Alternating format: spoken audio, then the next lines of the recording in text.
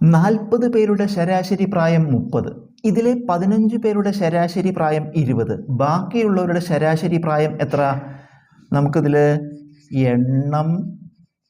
എണ്ണം ശരാശരി ഇങ്ങനെ രണ്ട് പട്ടികയായിട്ട് എഴുതുക. എണ്ണം ശരാശരി 40 പേരുടെ, അപ്പം എണ്ണം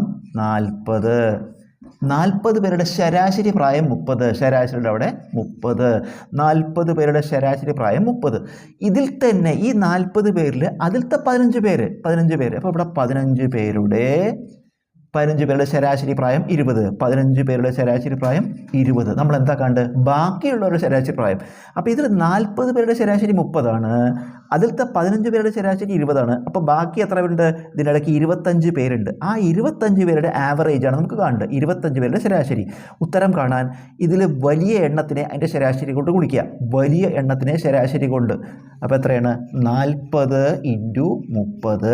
ചെറിയ എണ്ണത്തിനെ അതിൻ്റെ ശരാശരി കൊണ്ട് ഗുണിക്കുക. ചെറിയ എണ്ണത്തിന് അതിൻ്റെ ശരാശരി 15 × 20 എടുത്ത് കുറയ്ക്കുക. അപ്പോൾ ഇതെന്താ?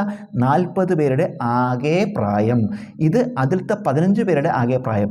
40 പേരുടെ ആകെ പ്രായത്തിൽ നിന്ന് അതിലത്തെ 15 പേരുടെ ആകെ പ്രായം കുറച്ചാൽ അതിൽ ബാക്കിയുള്ള എത്ര പേരുണ്ട്?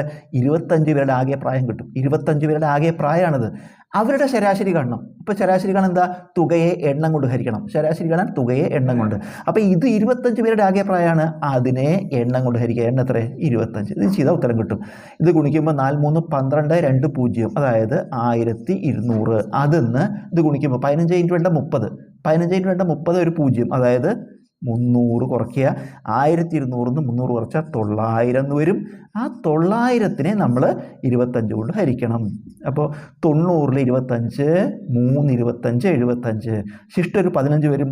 150ൽ 6 25 150. അപ്പോൾ അവശേഷിക്കുന്ന ആൾക്കാർ ബാക്കി എത്ര പേരുണ്ട്? 40 15 പോയാൽ 25 പേരുടെ ശരാശരി പ്രായം എത്ര? 36.